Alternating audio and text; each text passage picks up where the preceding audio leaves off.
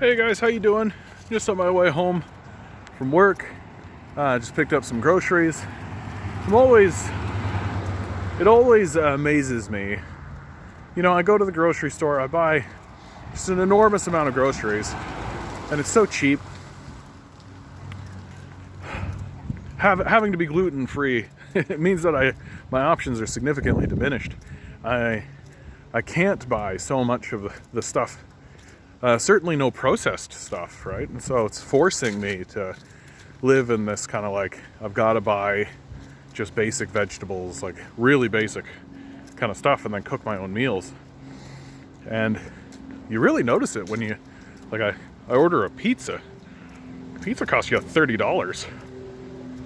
You go buy enough groceries to, feed yourself for 4 days. It costs you $15. Like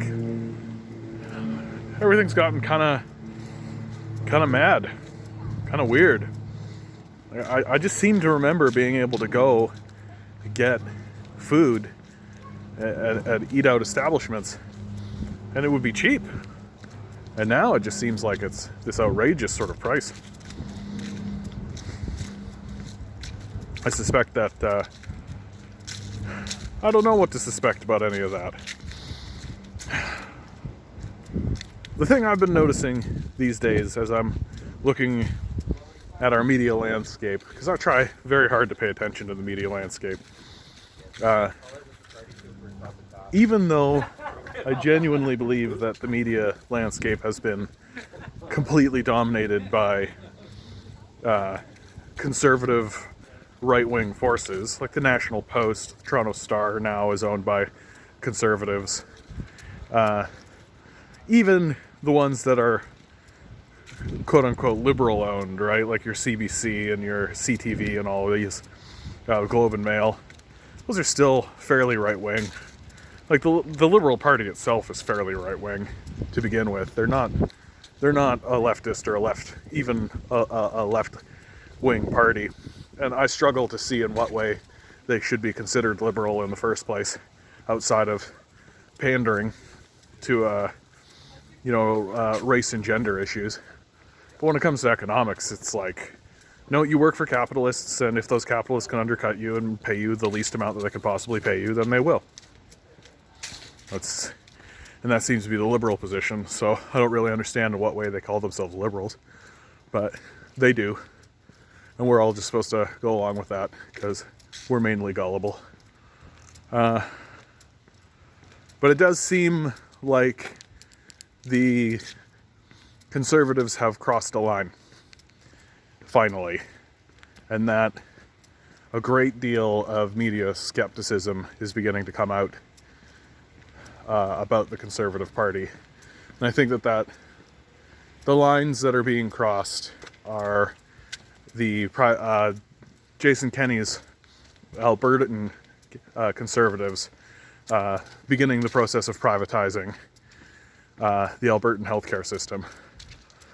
I think unless you're like a far right arch conservative, you understand that these are alarm bells.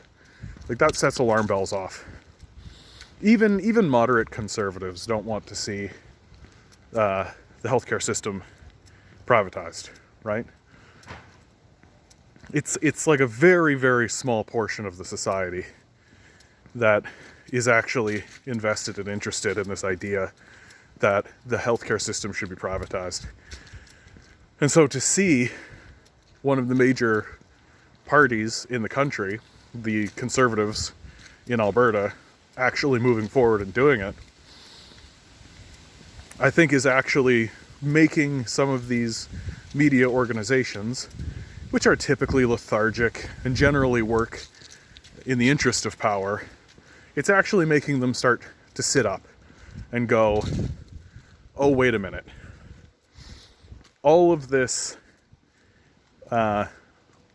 stuff that we're seeing in the States, all of this overt and open fascism, all of this absurd right-wing nonsense that we're seeing in the United States, that can happen here.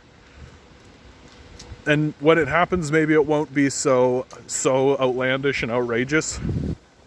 as someone like Donald Trump, but you don't need an outlandish personality to pass legislation that hurts the populace.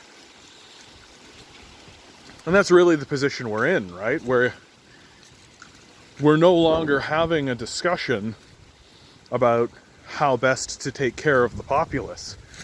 We are beginning to have discussions about how do we defend ourselves from the assaults of this sociopath class. And it looks to me as though articles are starting to be written in good faith that are beginning to say, hey, what these people are doing is wrong, and we should consider that seriously. And it's becoming less and less clear to me that, at least in the last month that I've been paying attention, that the media is full scale and full on board with selling the Canadian populace to corporate power. Because there's always been this idea that certain things were sacred and certain things were off limits in Canadian politics. Like, the Harper administration couldn't actually push through privatization of healthcare systems. It couldn't actually do it. It had a majority for 4 years, and it couldn't do it. And it couldn't do it because they understood that they would be destroyed. But now there's this sort of brazenness, right? Like the conservative politicians that exist. Like, one thing I'll say about Stephen Harper is that I always believed, like, I disagreed with him fundamentally, but I always believed that he was rational, right? I always believed that he was a reasonable person. I don't believe that Kenny, Ford, or Pallister are reasonable people. I think they are in it for the power. They're in it to dismantle the civil society for their own gain, in a pretty black and white kind of way. And I think our media is starting to see that. They're starting to look at what's going on in the States with its descent into fascism. And people within the media structure are beginning to say, hey, we should be taking a look at ourselves, and we should be taking a more serious view of whether or not we're clean of these sorts of things. And we are not. Not at all. Our structure here in Canada is rife for plundering. We are being plundered. And this idea that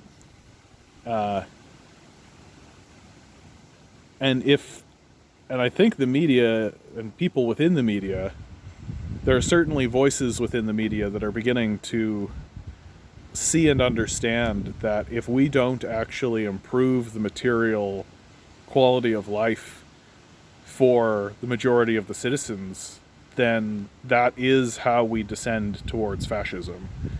That more than anything, that is how we descend towards fascism. Like, the line that keeps getting said in regards to the Biden presidency, and I agree with this completely, is if Biden is the one who gets in, but then he does absolutely nothing to even attempt to improve the quality of life of the citizenry, then in 4 or 8 years' time, we're going to end up with a worse Trump. A Trump who's not so mentally unstable in terms of their ability. Like, Donald Trump alienates his allies, right? He alienates people who should be his allies. The next one won't. The next one will be much more clever. The next one will be much more sinister. And if we keep people desperate, and if we keep people in this state of base survival, then we will descend in that direction. And that's what we're doing here in Canada. This swing of conservatism that we have allowed our society to denigrate into has a terrifying sort of repercussion associated with it. And we need to pull ourselves out. We need to pull up out of it. And we don't actually have... Like, I look at the other political parties. Like, I look at someone like Jagmeet Singh. And Jagmeet Singh seems like a bro dude, right? Really. Seems like a bro dude who takes a look at the polls and says what he sees the polls saying. And his entire social media image is to just... his entire social media image is to just appear cool and acceptable and non-controversial, right? Like, he's not angry. And unfortunately, because of the high level of systemic racism and just racism generally that exists in Canada, he can't really be angry. That, to me, is the biggest failing of the NDP in electing Jagmeet Singh, is that, and I said this about Tom Mulcair, right? That Tom Mulcair, when he ran against Justin Trudeau and Stephen Harper, he failed to galvanize the anger of the populace and instead presented himself as this sort of lovable Care Bear type. And so he got defeated. And now Jagmeet Singh, he literally cannot galvanize the anger of the populace against the capitalist class because Canadians are fairly racist. And all they will see is just some angry Arab. And that'll make people flee. And so he needs to appeal to their reason, which they have none of. We're very gullible. Or we need to, or he simply needs to say what he knows to be popular. Oh yeah, tax the rich. I could say that because 70% of the populace believes in it. Oh yeah, we'll do a basic income finally now. The NDP are actually moving forward with accepting a basic income in their basic platform. Even though, like, that one's been a no-brainer for forever. 70% of the population also agrees with that. And so the NDP is just saying what they know to be popular, right? But they have no concept that what they need to do is be rid of capitalism itself. That capitalism is the problem. That it doesn't matter what you do to attempt to reform capitalism. The capitalists have more resources than you. They have more ability than you to simply judo throw anything you do. And so unless you actively go after the capitalist class in order to eliminate them from the conversation completely and simply decimate them so that they have no power and they are no longer part of the civil society, that they are effectively banished from the society, they're always going to be able to deal with any kind of situation that you create. And so this is why I can't support the NDP, and I have the same argument for the Greens. They seem to want to work within the capitalist structure. We can't have that. We can't have that. The capitalist structure is designed to collapse in on itself, and it's going to. And if we don't put systems in place to protect ourselves from capitalism's collapse, it will destroy us, as it's designed to do. Anyway, guys, I'm out of time. 15 minutes is a short amount of time, man. Holy cow. I hope you're all having fun out there. Go say hi to your neighbors. Have a drink. Have a smoke. I love you all. Like, share, subscribe. Like, share, subscribe. Make me a famous person. Make me the next Kim Kardashian. I've got the looks. Have fun out there, guys.